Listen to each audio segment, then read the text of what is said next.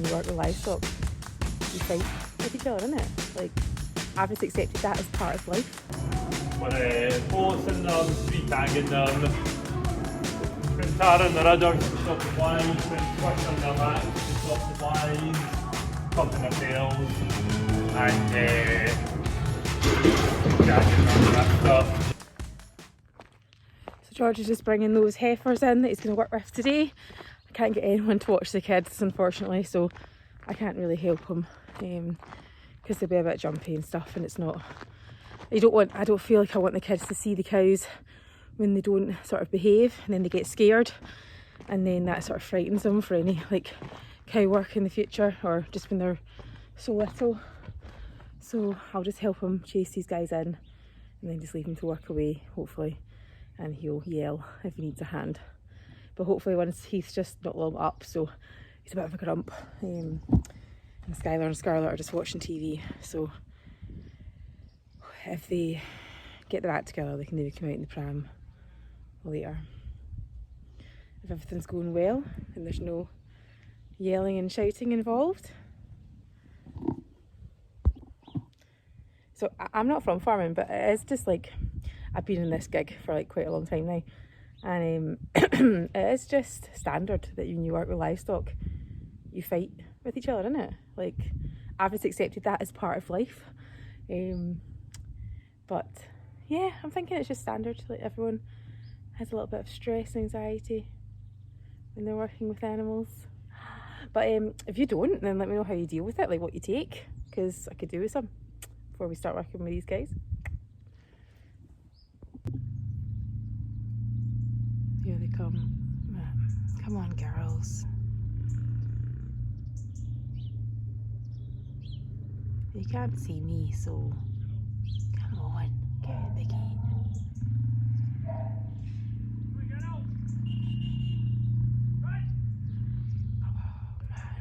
Come on. That's it. Hopefully none of the kids open the door and then the dogs run out.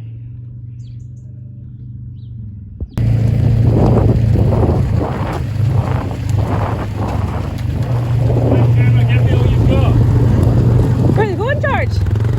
They're going in the back? Right.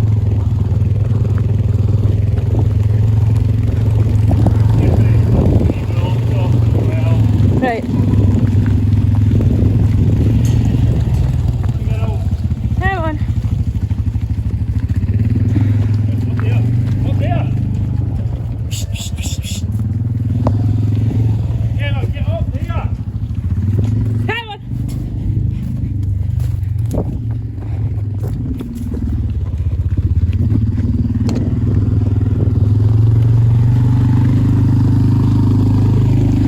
Shut the gate, escape.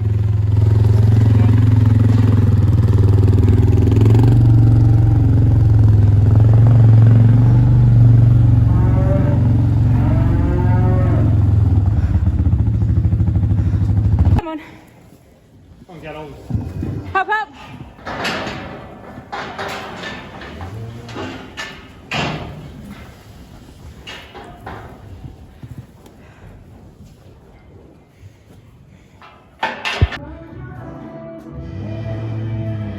So I'm just up quickly, George. What are we all doing with these these heifers? We're forcing them, free tagging them, putting tar in the rudders to stop the flies, putting squish on their backs to stop the flies, pumping their tails, and gagging them and that stuff to stop the calves getting scour, or help The calves when they're born. when they're born. Yep. Just taking their weights as well, so this one's, mum's number is 21B, and it is going to be changing to 35. So we put its mum's tag in, well, this tag out.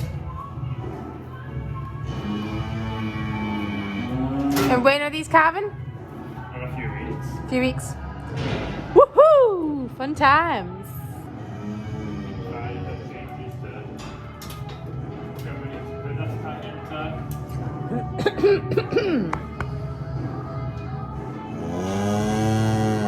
Hello? a new earring.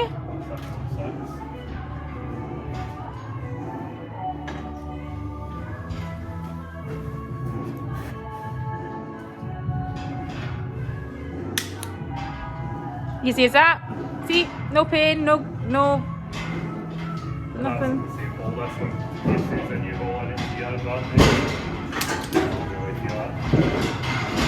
That's it. 2 government tags and our 1 management tag.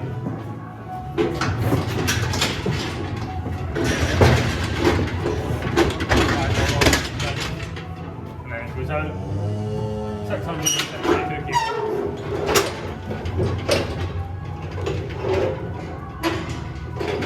This next one is this week because it's a twine, so we took it off. So going another field now.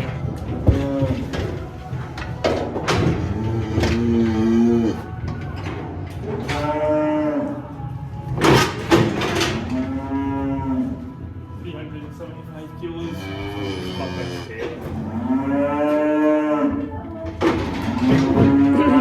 And what are you doing with the bullocks? Well, I'm going to be weaning another one, so I can just run with the wean one, and then we can start weaning it. I'm just going to pop the scale.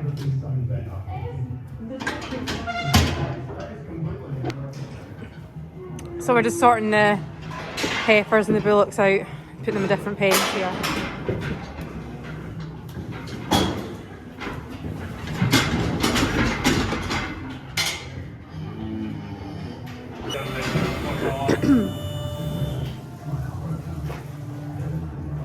Switch shoulders and back.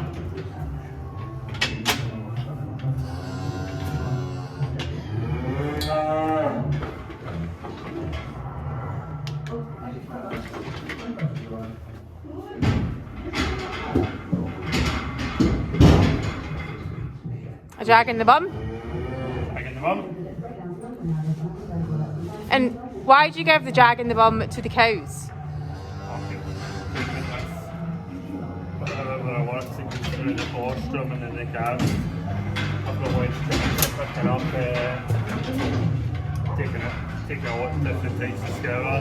Right. Equal wise, the one that we're most concerned about, but things broke out the bottom. We don't actually do the springborn calves with it, just the early calves, but I find this time of year when the weather's that changeable, you always seem to pick up more. Always seem to pick up more scour. Yeah, in the back end, sort of cows. It's about 750 a jag. It's quite expensive thing. What is it you're jagging them with? What's it called? Stuff that I showed you in the bottle. Oh, yeah, sorry. George, sorry, I can't remember everything. As a farmer's wife, I've got a lot to remember. So you put...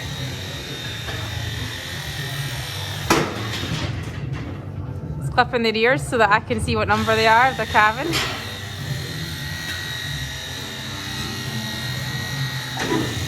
Because you'll know them all off by heart, George, won't you? I know most of them, but not as many as I used to know. Yeah. I used to know every one of them, but so many of them are like very similar now. It's hard to remember them. I remember them for about 5 years if they've had problems though. Yeah. You remember the problem ones. So, spray, tag, tag. So we cut this tag out again. Today. That calves, that two in the early 9s, first calves. Right. Maybe not first.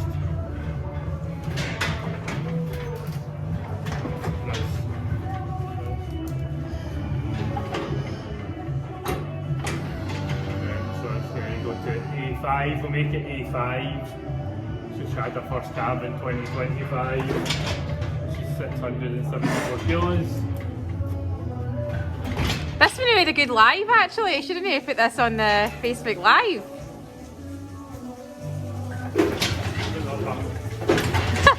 Don't know if you're ready for a live yet.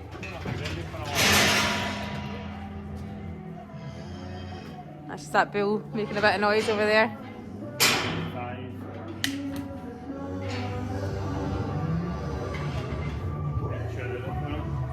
Management tag. 2708, 2708. There you go.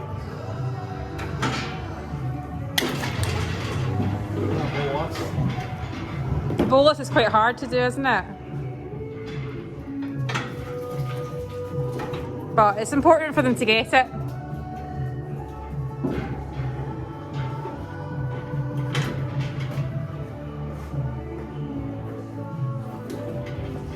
So that's why they're in this. The crush here is tightened them up, get their head up the way. Needs to go down the throat into the stomach. Or they just spit it back out.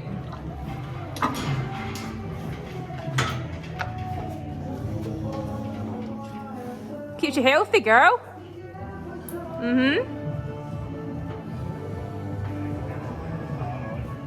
A bit of tar on the bibbies.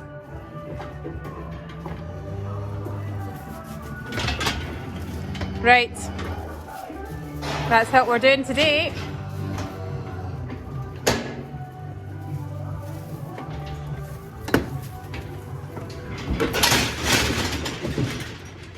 Oh, these heifers are wild. So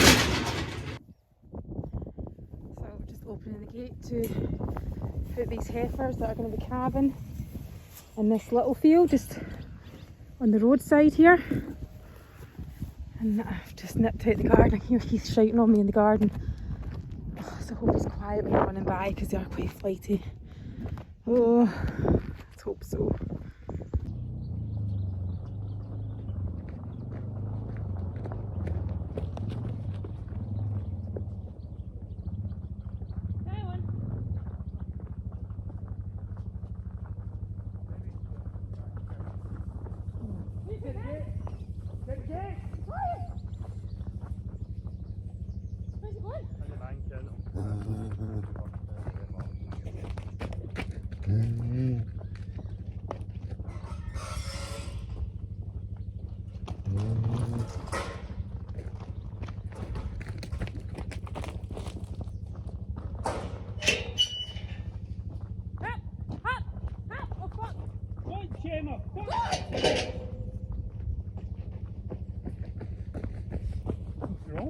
Right, run long enough to get into the bank and then I'll take I'm not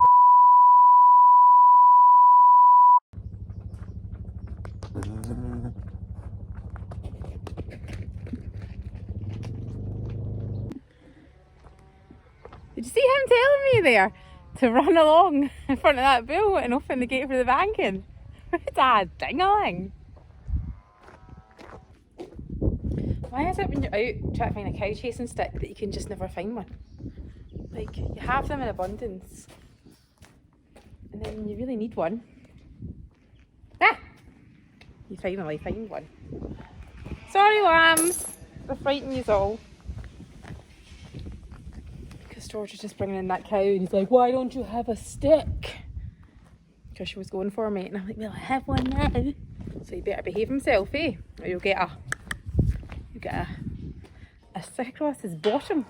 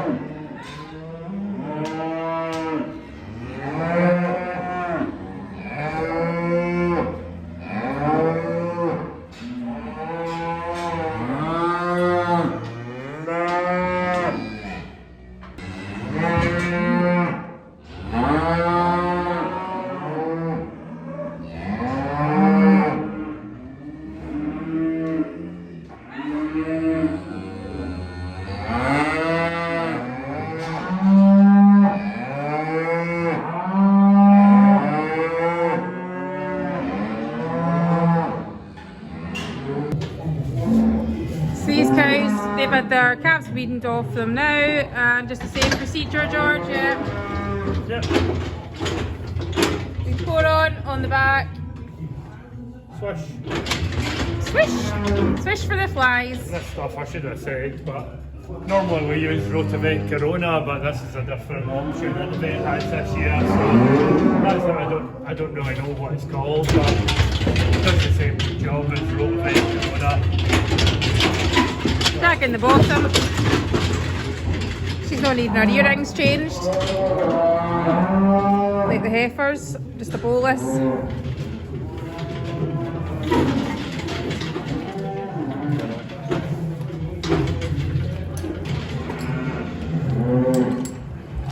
Not an easy job, this.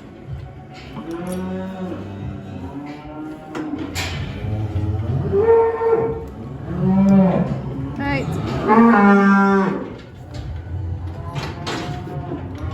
And George is just separate them off into different areas. Ones that are calving in 5 weeks, ones that are calving a bit later, and the empties.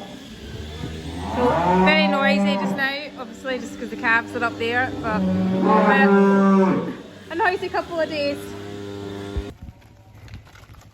Come on ladies, last batch to go out for the back end calvers. I'll be calving a bit later.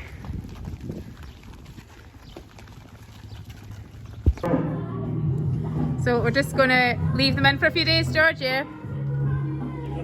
Just let them settle down for a day or so. Yeah. There's not many short horns like that. That's nice, calf. Is that shorthorn?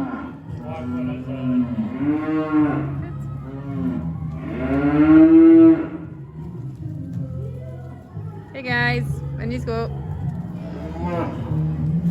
Oh, we stumble.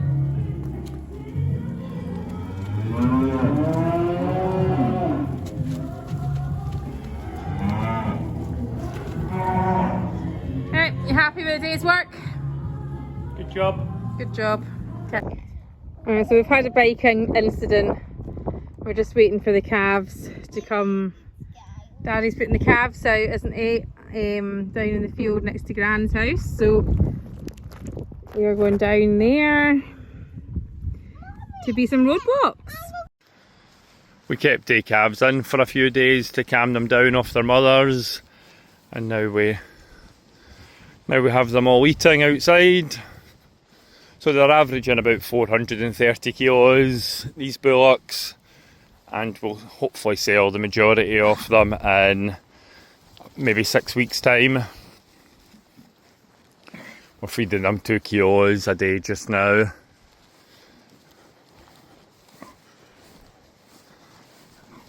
They're a bit of a mixed bag. I wish they were all like this summy and that summy, and not this white shorthorn, but that's what you get.